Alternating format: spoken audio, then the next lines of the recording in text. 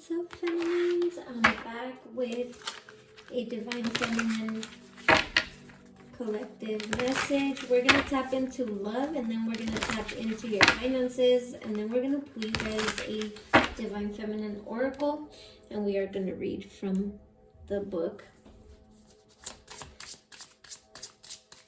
For Divine Feminine in love, please, what do we have? The Moon. Okay, secrets, intuition, fear, worry. Feminine, you could be crossing paths with someone that you haven't seen in a while, someone from the past. It's going to make you feel some type of way or bring you some type of feelings. Yeah, Death, this is someone that you already ended things with, closed a cycle even. This is definitely past energy, and it's going to make you feel some type of way. You've healed with the star right there. What is this? The Eight of Pentacles. I don't know if you're on your way to work or just, you've mastered your emotions, though. I do feel like, yeah, you're going to contain it. You're going to be very stable in your emotions. This is love, okay? We're tapping into love. Let's see, what's this? We've got the King of Swords. Yeah, this is definitely someone that you haven't seen, talked to in a while, that you cut off, ended things, or they did.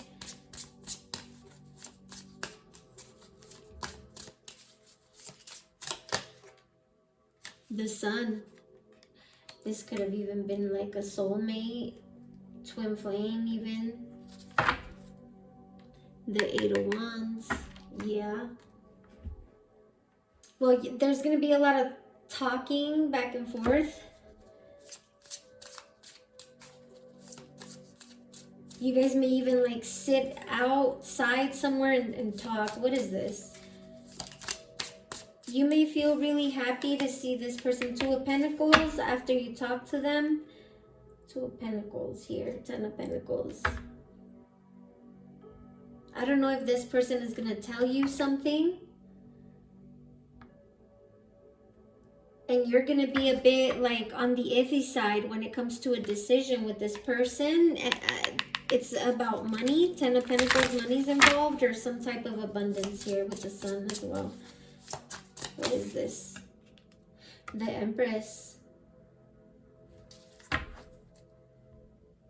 Page of Swords. This person's been watching you.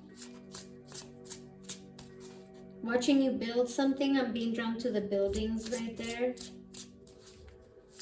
Somebody here could be pregnant or be having a baby.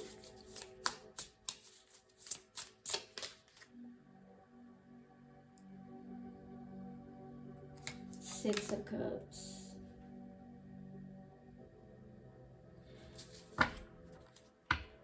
So I feel like you already healed your inner child. Page of Wands. You're looking forward to the future, new beginnings. This person's going to make you an offer. Be careful that it's not risky. Page of Pentacles, yeah. And you're going to be indecisive.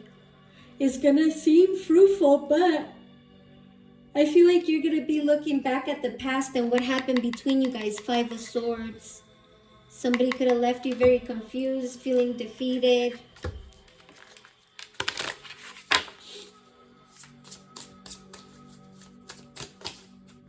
Nine of Pentacles. Somebody definitely wants to make you an offer. But you're doing something. You're building something. The Empress, Nine of Pentacles, the High Priestess, yeah. And you already know. Maybe you know why this person's coming back. Especially if you're like very intuitive or something like that. Yeah, strength. You're too strong already, and you laid these burdens down with the Ten of Wands right there. So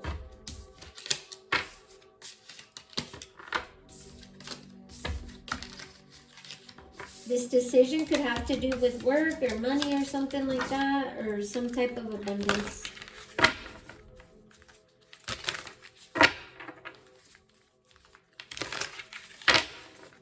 this person could have a lot of feelings for you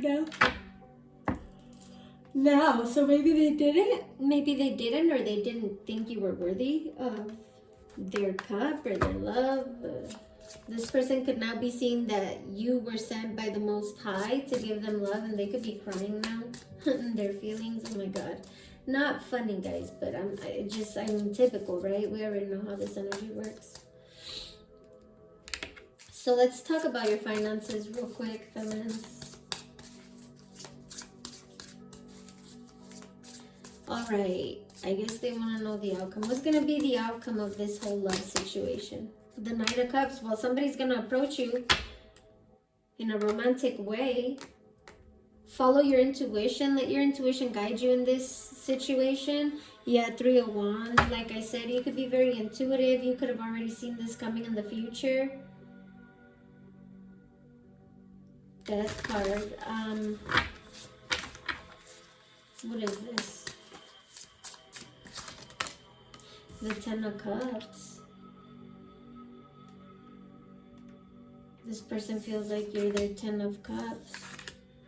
The Moon. Yeah, they may not even have told you yet this, or they've been hiding this forever, like even when they were with you. And yeah, they were. Seven of Swords. They were hiding that you were their Ten of Cups. The fuck? Like, why? The Nine of Pentacles. And they see you doing good now. They didn't see your value before, even though you made them feel Ten of Cups energy with you.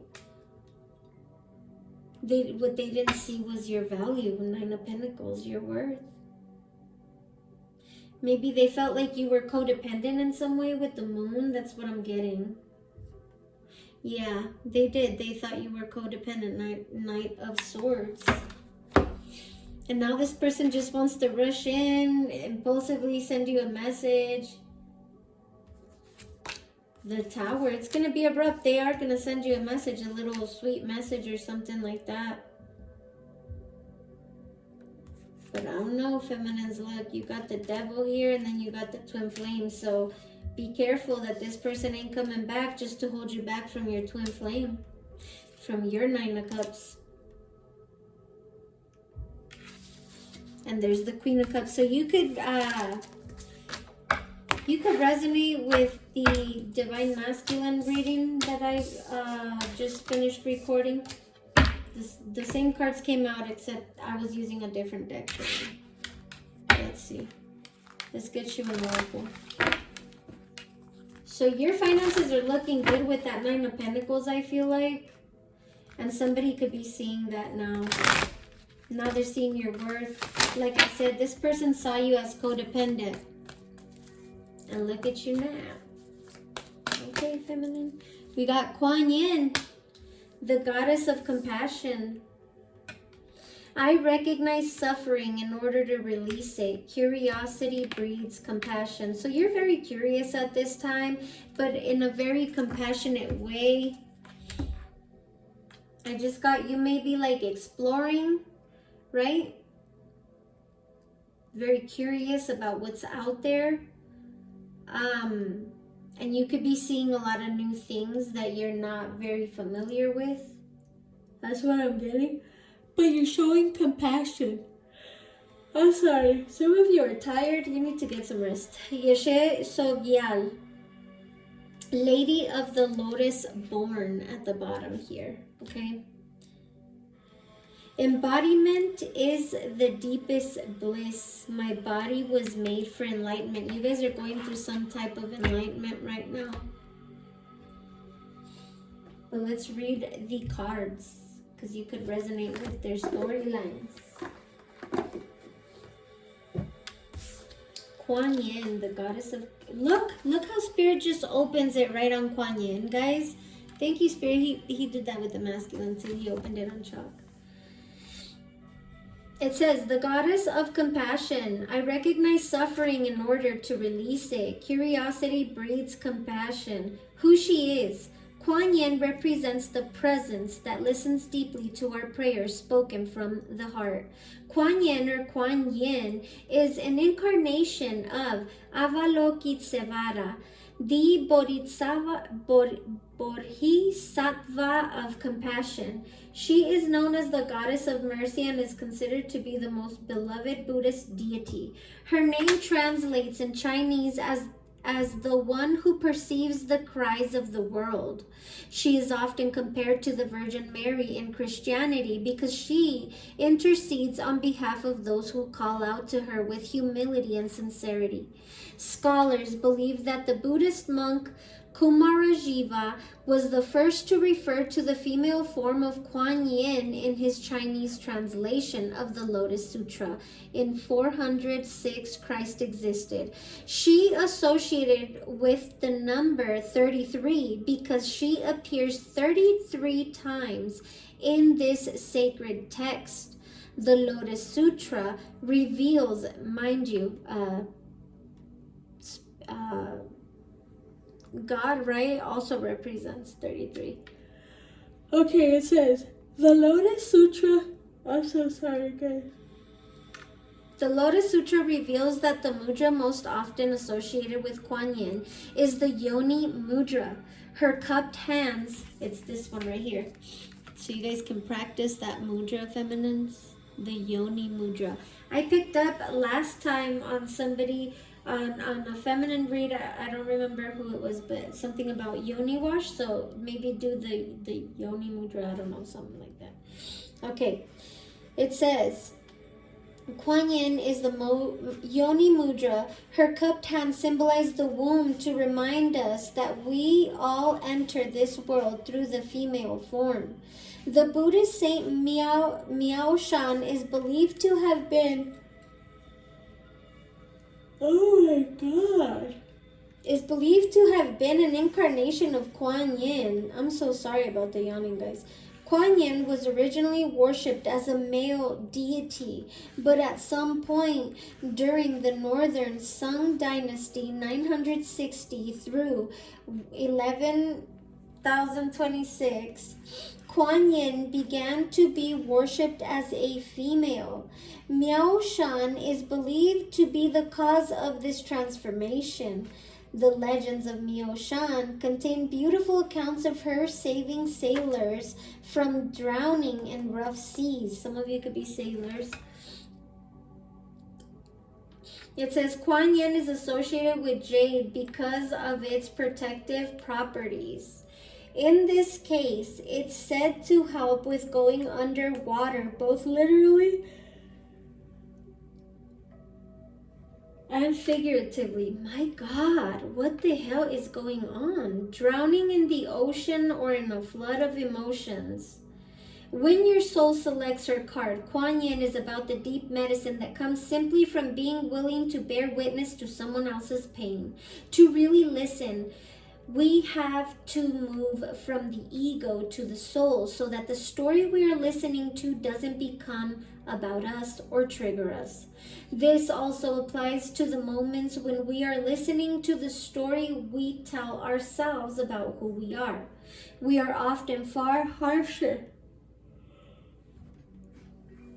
oh my God, and less forgiving to ourselves than we would ever be to someone else. Kuan Yin suggests that we listen deeply with curiosity. Curiosity allows us to detach from needing to take the suffering of someone we love personally.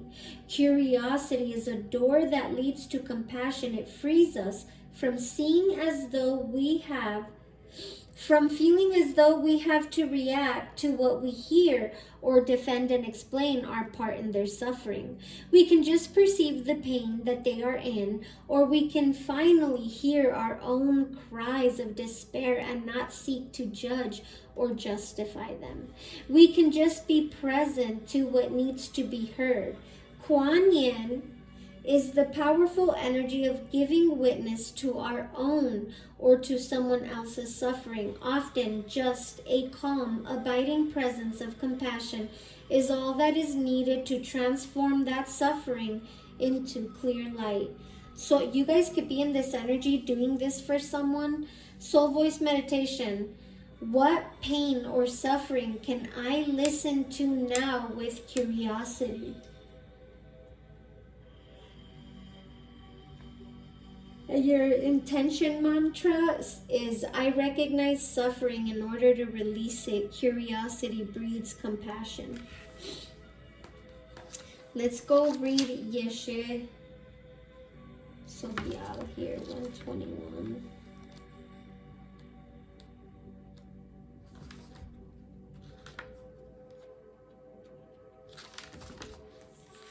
Which is her right here. Yeshe Sogyal, Lady of the Lotus born, embodiment is the deepest bliss. My body was made for enlightenment. Who she is, Yeshe Sogyal, represents a deep wisdom that has been much misunderstood. 1 second, guys.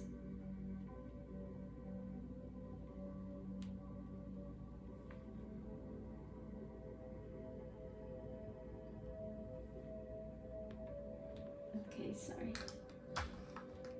Okay. It says, Yeshe Sogyal represents a deep wisdom that has been much misunderstood. She is the ultimate spiritual wisdom that the human body is all that is needed for enlightenment. Yeshe, so a lot of enlightenment energy, feminines. Yeshe was born a princess in Tibet in 777. Somebody's about to hit the jackpot or some lucky break. Christ existed. According to legends, you could be seeing that number a lot too, or the number 33. According to legends, she was born in the same way as the Buddha. A mantra of, a mantra and what? So sorry, guys. I don't know why the feminine reading is coming out like this. A mantra resounded, and her mother gave birth to Yeshe painlessly. Her name means Wisdom Lake Queen because at the moment of her birth, a nearby lake doubled in size, symbolizing her tremendous wisdom, her waters of enlightenment. From a young age, Yeshe only wanted to practice the Dharma instead of getting married. But the Emperor of Tibet gave her to Paramasbhava, who had traveled to Tibet from India to spread the Buddha's teachings. He became her main consort and husband, and together they each founded their own lineages of Buddhist teachings. She spent many years isolated in meditation and accomplished several cycles of tantric spiritual practices. She received esoteric initiations and became known as a fully enlightened Buddha in the form of an ordinary woman. She is also considered to be an incarnation of Vajrayogini, and her husband predicted that she would reincarnate as the legendary Tibetan Buddhist tantric teacher and Yogini Machig Labdron. When your soul selects her card, so some of you, you've been here many times. It can be easy to forget that everything we touch, everything we say, and everything we do is not separate from the divine. Yeshe embodied one of the most potent spiritual truths. The female body is an asset to enlightenment, not a hindrance. The body is a vehicle to free us from the idea that there are any limitations to reality. Tantra, which weaves together the sacred and the mundane to reveal the spiritual nature of all things, allowed Yeshe to realize that she was both an ordinary woman and an incarnation of the Buddha, Vajrayogini. Jesus Christ. This Mercury retrograde is really whooping ass. We are both human and divine. We are both a mortal body and an eternal essence that continues on. The body too often can be the scapegoat for so much hate, distrust, and violence. The body holds infinite wisdom, pleasure, and possibilities. This is the moment to see your gorgeous body as the tremendous gift it is. It's the moment to realize that there is no greater intoxication than just being fully in your body from head to soul.